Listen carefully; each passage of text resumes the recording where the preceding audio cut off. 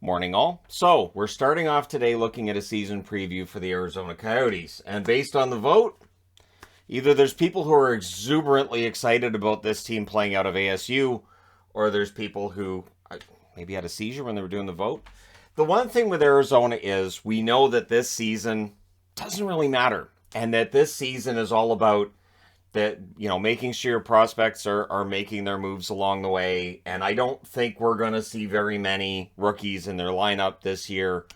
I mean, it's possible, but honestly, they might be better off to throw out the veterans, save the kids for another year, pick up a top draft pick. They'll be hoping that it's Bedard. This is all about Bedard. If they don't win the draft lottery this coming year, that's got to hurt. But one good thing in Arizona's favor is this is supposed to be a deep draft. So whether they get Michkov, whether they get Bedard, there are others in that draft class too that are seen as elite level talents. They should be good, but clearly they really want Bedard.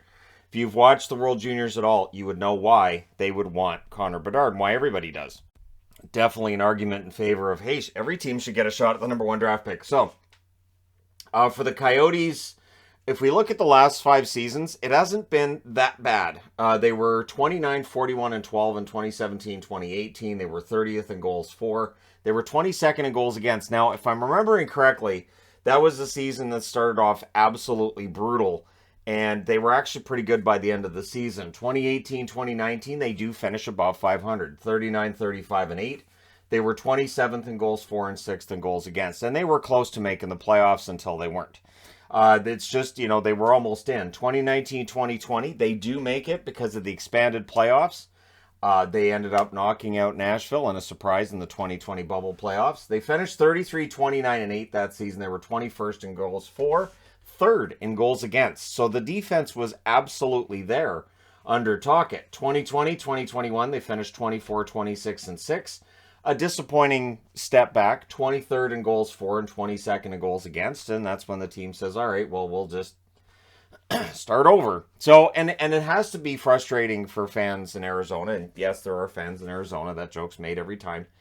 It's never not funny, but the reality is that for the Coyotes, they hadn't really built themselves back from their last rebuild when they started a new one. So that has to be frustrating, and that is going to keep attendance down in a full-sized NHL building. So the fact they're playing in a small building and, all this discussion of ticket sales and how much money they'll generate, how much money they would have generated in Gila River, it all really is about the end goal, getting the new building in Tempe and making sure that when they move into that new building, this team is ready to compete for the playoffs and or maybe compete for that Stanley Cup. That's the plan, right?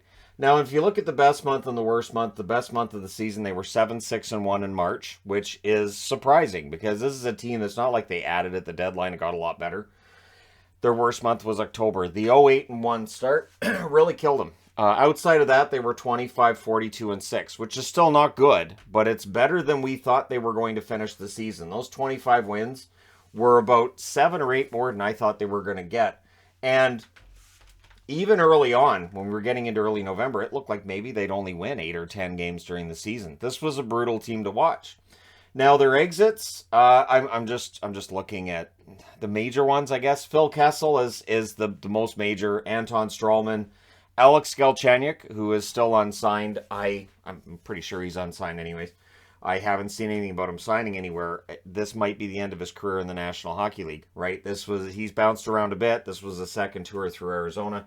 Louis Eriksson, his NHL career very likely done now. Antoine Roussel, of course, Jay Beagle had his contract expire as well.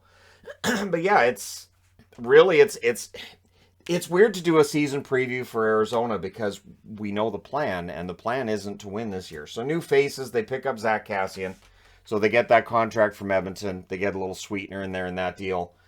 They sign Nick Bjugstad. They pick up Patrick Nemeth. They get Josh Brown on the blue line and Troy Stecher. So they've revamped their blue line a bit. Might keep the puck out of their net a little bit more than last year. A lot of it could depend on the tandem, which is likely Karl Vejmelka, and it might be Ivan Prosvetov. But they also signed John Gillies, so it's possible John Gillies ends up in there as the backup. Maybe David Tendak ends up in there, right? Who knows? Really, this is going to be interesting to see if Vemelka can follow up what was a decent first season with making that next step, especially if Arizona's defense can hold the shots against down a little bit, or at least the high danger chances. So down the middle is where things get really murky for Arizona, and I look at the 25 wins from last year and I think, can they get there? Barrett Hayton, Nathan Smith, Jack McBain, and Nick Bustad. Again, cap friendly, has them projected as the four centers. That could happen. You'd have four centers and only one of them really considered to be a veteran in the National Hockey League. So there's young kids here, right? There are kids here, but again, in terms of pure rookies that haven't played yet in the NHL, I don't know how many we'll see. Now, for breakthrough candidates, I went with Jack McBain and I went with Barrett Hayton. This really is make or break for Hayton. If he can embrace that first line spot, and if he ends up putting up some points, and if he has a really, really strong first half, then he's on his way. If Barrett Hayton struggles, even though there's nothing expected of this team, it could potentially sour the team themselves on Barrett Hayton's position with the team, and maybe you adjust your expectations a bit with him. So for Hayton, there's some pressure there. We'll see how things go for him. But again, the expectation with Arizona's, if they can win 20 games, that's kind of considered a win, right? I think we're still there. And I do wonder, even, let's just say this team tanks right out, and they have a horrible record, and then they draft Bedard. How much better would they actually be next year just by adding Bedard? And if they're not able to attract, like, top-notch free agents and all that, which they'll have the cap space to do. Their cap space currently $20,363,291 according to Cap Friendly. Their Stanley Cup odds, well, if they win, you're rich. $100,000 according to OddsShark. $100,000 is what you get if you put down 100 on them and they win. It don't lose $100. They're not winning the cup. People are going to say, "Oh, we'll bookmark this," and when they win it, it's not. If the team won the cup, I think ownership would be mad at them for that. Like, we wanted Bedard and you won the cup. Dagnabbit. Anyways, so yeah, they turn into Yosemite Sam. It's the weirdest thing. So the coach, Andre Tourigny, I think he did a good job with what he had this past season. I think he did, and I think he kept a level head the whole time. Bill Armstrong, general manager, clearly has a plan here. Tear everything down, let everything go. All the big contracts, sure, we'll bring in your bad contract. You'll give us more draft picks. Have all of the draft picks in the draft, and some of them are going to have to hit. Some of them are going to have to hit. Gauthier could very well end up being quite the player for them, as well as almost every other top-notch prospect worth mentioning. But I don't think this is the year that a lot of them end up getting in there. Because, again, they got to tank. They've got to go for Bedard, right? So their leader in goals this past season was Clayton Keller with 28. He is absolutely capable of 30 or 35. Nick Schmaltz with 23, one of my favorite players, and nice to see him with 23 goals last season. The assist leader was Phil Kessel with 44, but he only had 8 goals to go with that. And Shane Gostisbehere, probably their most consistent scorer throughout the season last year, had 37 assists. So not bad. Their special teams, those were a problem. 13.86% on the power play, 75% on the penalty kill. That adds up to 88.86. That's bad. Anything below 90 is considered bad for your combination of power play and penalty kill. Yeah, so they're below 90. I don't know that I expect them to be better. Maybe with additions on the blue line and some veterans there, maybe the special teams get a little better on the penalty killing side. So if we look at the channel vote, so we might as well look at the channel vote, because why not? 3% of the hockey channel say they're going to finish first or second, so I hope you're okay. 2% say they're going to finish third or fourth. I'm only slightly less concerned about the people who voted for that. 10% say fifth or sixth, and 85% say seventh or eighth. I'd be interested to know who people think will be below them, other than Chicago, in that division for them to have that 10% vote. But what's interesting is that's 24,000 votes. On the Entertainment Guy, 4% said they're going to finish first or second, so I'm worried that it's the same people, and I'm very concerned about their health. 1% say third or fourth place, so that's 5% on both channels say they're going to be fourth or higher in the division. Okie dokie. So there's your margin of error. 3% say they're going to be fifth or sixth, and 92% of the Entertainment Guy vote went to seventh or eighth out of 540 votes. So 95% on both channels say the highest they could hope for would be 5th, which tells me no playoffs, right? I think we can all agree that Arizona, the expectation this year is no playoffs.